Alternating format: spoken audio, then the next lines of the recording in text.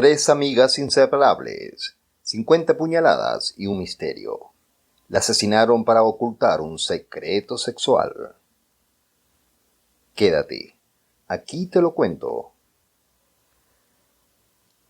Las imágenes de las cámaras de seguridad del departamento familiar donde vivía Skylar Neese, de 16 años, la muestran salir de su casa y subirse al asiento trasero de un auto que acababa de detenerse frente al edificio. Tiene puesto un short amarillo y una camisa de colores. Son las 12:31 de la madrugada del viernes 6 de julio del 2012 y estamos en Star City, en el estado de West Virginia, en los Estados Unidos. Muy pronto ocurrirá un horrible y sangriento crimen. Cuando Dave Neese, a las 12 del mediodía de ese viernes, llegó de su trabajo para darle el auto a su hija Skylar, algo que siempre hacía, no la encontró en casa. Sorprendido, quiso abrir la puerta del dormitorio de la menor. Estaba cerrada con la llave desde adentro. Como el departamento era en planta baja, salió y miró por la ventana. La encontró abierta. El cuarto estaba vacío. Inmediatamente llamó al celular de la íntima amiga de su hija, Shelia Eddy.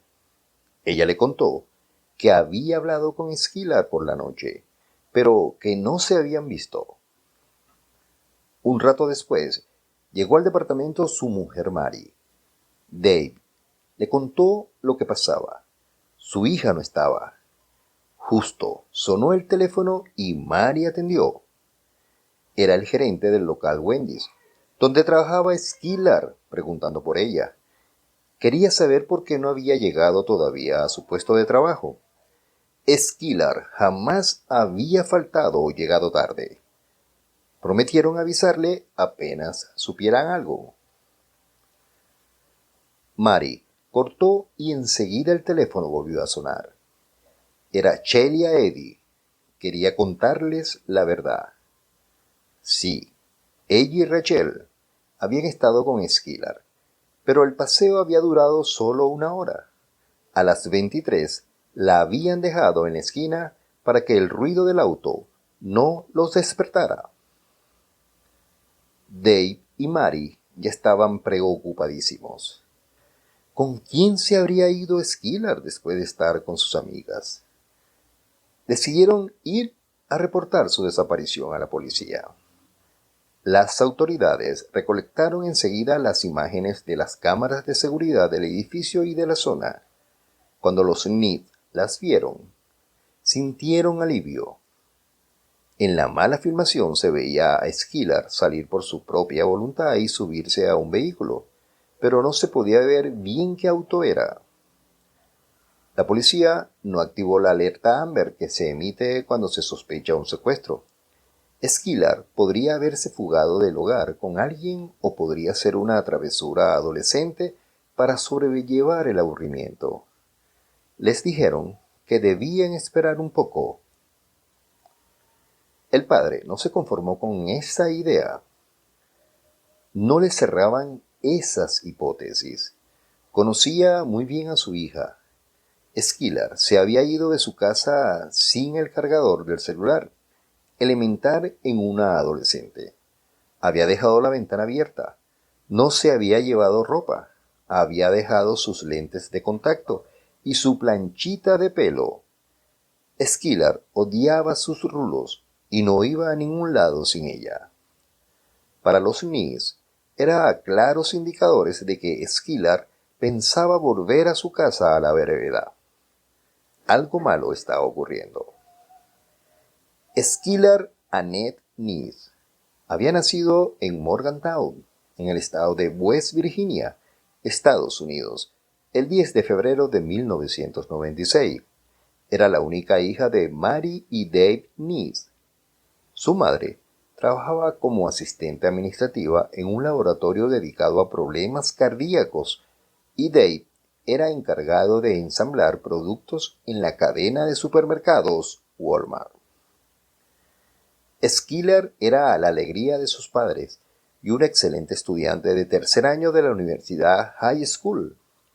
Soñaba con ser una abogada experta en casos criminales.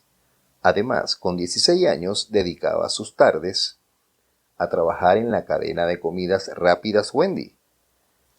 De pelo castaño, ojos azules y sonrisa perfecta, parecía una chica feliz, alegre y muy responsable. Ante la inicial pasividad de los detectives, los padres de la víctima se movieron con agilidad y con la ayuda de los compañeros de colegio de su hija, repartieron folletos por todos lados. La que más colaboró fue su amiga de toda la vida, Chelia Eddy, acompañada por su madre Tara.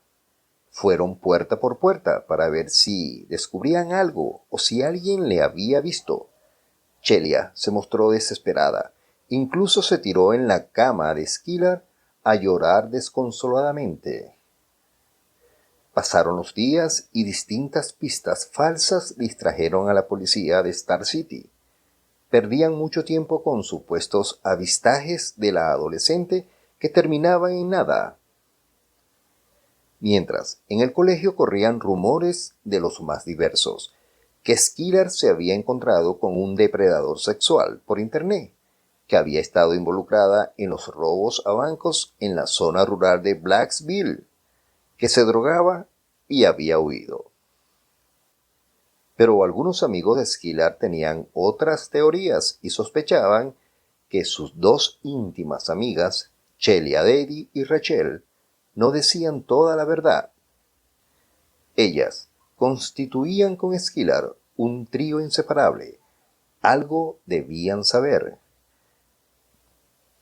Estos compañeros de clase, desconfiados, crearon cuentas anónimas en las redes sociales para hostigar a las chicas a ver si se quebraban. Chelia Raed Eddy era hija de Tara y Grad Eddy y había nacido en Blacksville, West Virginia, el 28 de septiembre de 1995. Sus padres se divorciaron en el 2009, cuando Gret tuvo un accidente de auto por el que quedó inválido, con una grave lesión cerebral. Tara terminó separándose y se llevó a Chelia con ella. Continuó trabajando como contadora en una concesionaria de automóviles y en octubre del 2010 se volvió a casar con Jim Clenden. Los tres se mudaron a Morgantown. Chelia comenzó su secundario donde coincidió con su amiga de la primaria, Skylar Nice, y con la pelirroja Rachel. Se hicieron íntimas amigas. Chelia era considerada una muy buena estudiante. Su vida, gracias a la prosperidad económica de su padrastro, había mejorado mucho. Bellísima y sexy, se convirtió en una de las chicas más populares del colegio. La seducción era un arma que Chelia aprendió a usar muy bien. Pero ¿quién era Rachel? Una chica que se había criado en la misma ciudad que Skylar, Morgantown, y que el 10 de junio cumpliría 17 años. Era hija de Rusty y Patricia Swaps. Como sus dos amigas, era también hija única. A las tres las unía la soledad familiar. Altísima y de pelo colorado, tenía pasión por la danza, el canto y el teatro. Era talentosa y soñaba con descollar en el mundo artístico, pero a diferencia de Chelia, era sumamente religiosa. El 22 de agosto, Chelia publicó en Facebook un mensaje para su querida Skylar, que continuaba sin dar señales de vida. Skylar, regresa, en serio, no puedo lidiar con la escuela sin ti. Te extraño demasiado. Como pasaba el tiempo y no había novedades sobre Skylar, el FBI y la Policía Estatal de West Virginia se unieron a la búsqueda. Ya estamos en septiembre del 2012, a 2 meses de que el adolescente se evaporara. El FBI, luego de trabajar intensamente sobre las imágenes del video donde se le veía subir al auto, logró mejorar la nitidez. El auto al que la joven se había subido era un Toyota Camry. Era un enorme avance en la investigación. Casualmente, resultó ser que la familia de Celia Eddy, con quien había salido Skillard esa noche hasta las 23 horas, según admitían las chicas, tenía un Toyota Camry, mismo auto, mismo modelo, al que se subió Skillard 1 hora y media después. La llamaron, querían hablar con ella. Celia repitió que le había ido a buscar con Rachel, pero aseguró que la habían dejado en la esquina 1 hora más tarde. Ya lo había contado. Nadie cuestionó sus dichos, menos la familia de Denise, que conocía perfectamente a las chicas. Celia era amiga de Skillard desde los 8 años y era como una hija más para ellos. Para los oficiales, la coincidencia de autos era muy rara. Con el paso de los días y con las declaraciones sucesivas comenzaron a saltar algunas incongruencias entre los testimonios de Celia y Rachel.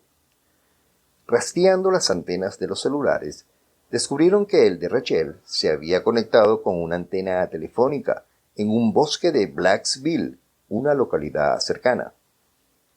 Volvieron a hablar con ellas por separado. Celia declaró exactamente lo mismo, una y otra vez. No cambiaba ni una coma de su relato. Sonaba clara y convincente.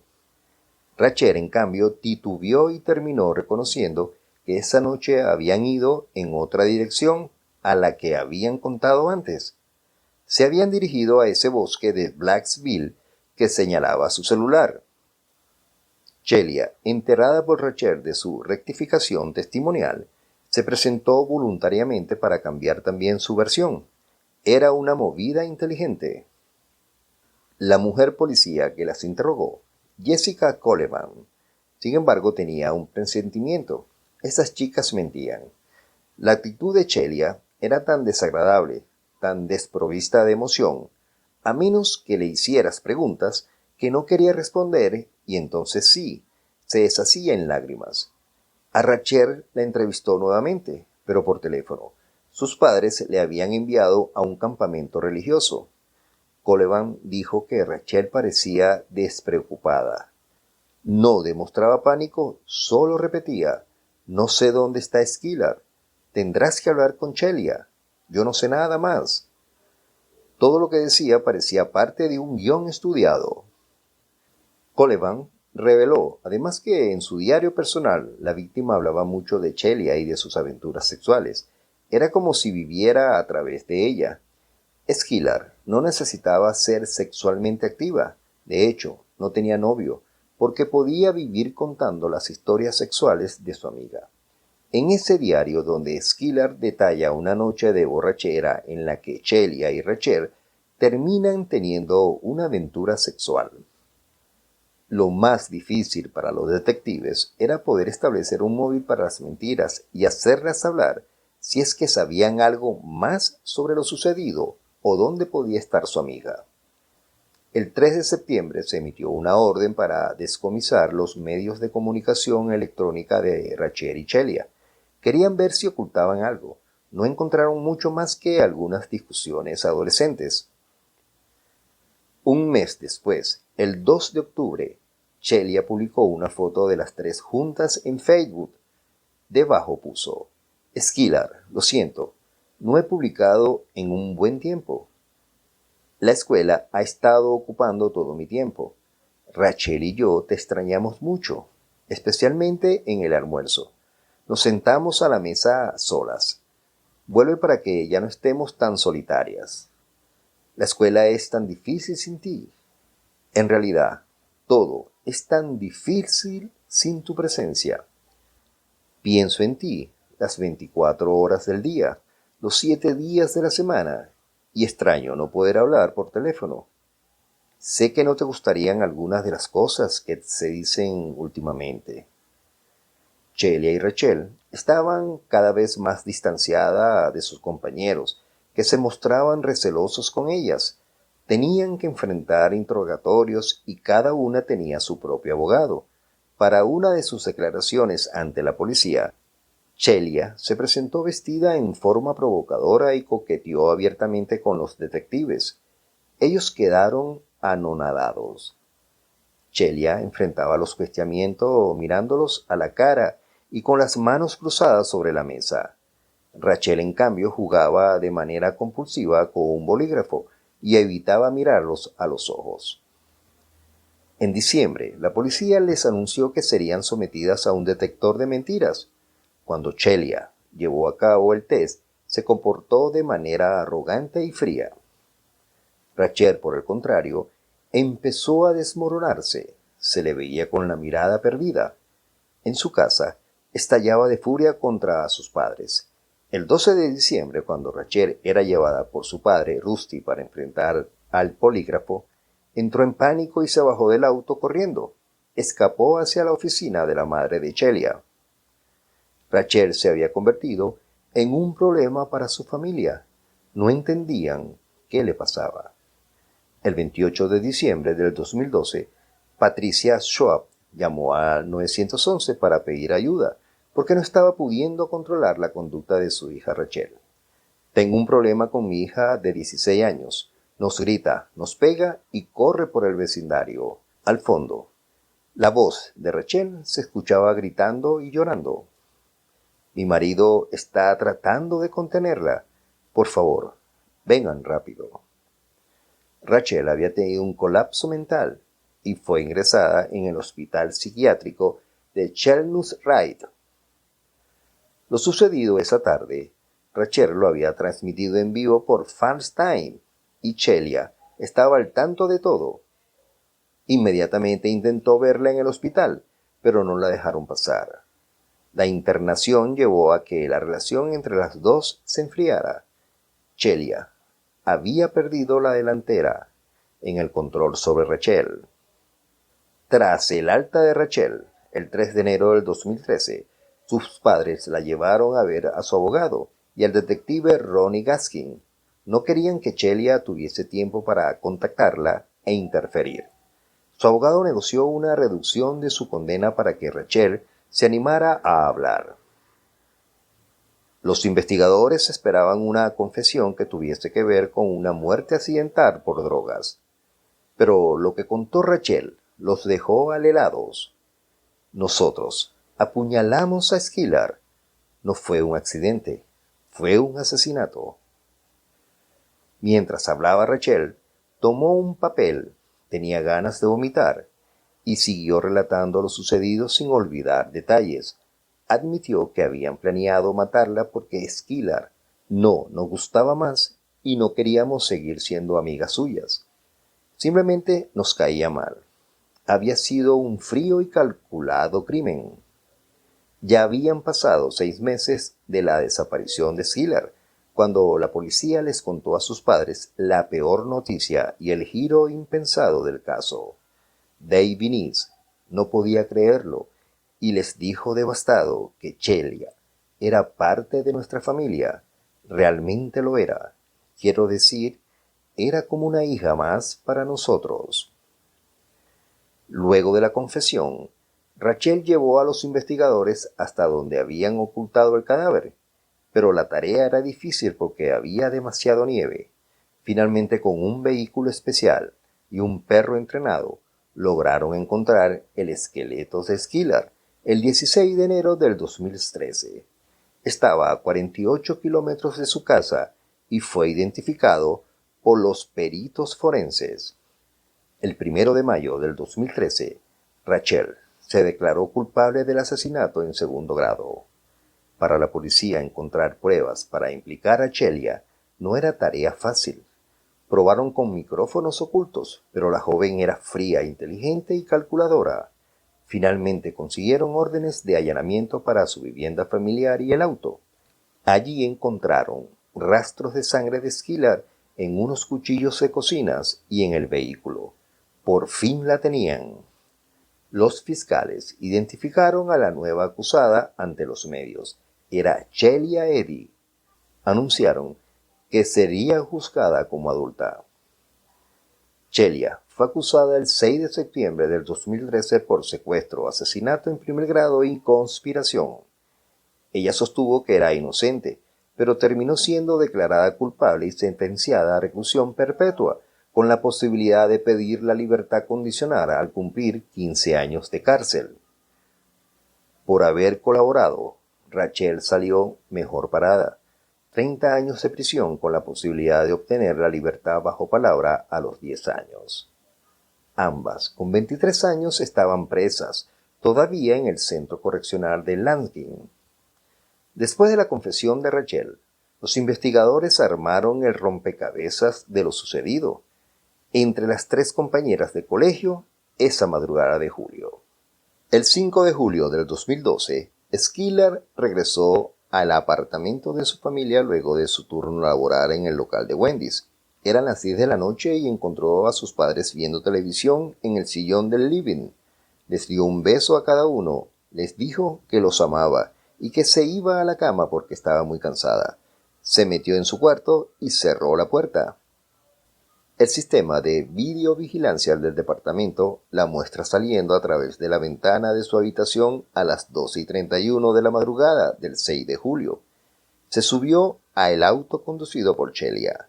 La salida se había concretado apenas un rato antes. Celia y Rachel le habían convencido para ir con ellas esa noche a fumar marihuana y a divertirse un rato. Hacía un tiempo que no salían juntas porque habían discutido un par de veces. El plan de las adolescentes era pasarla bien, o por lo menos el que creía Skylar, porque el plan real de sus amigas era otro.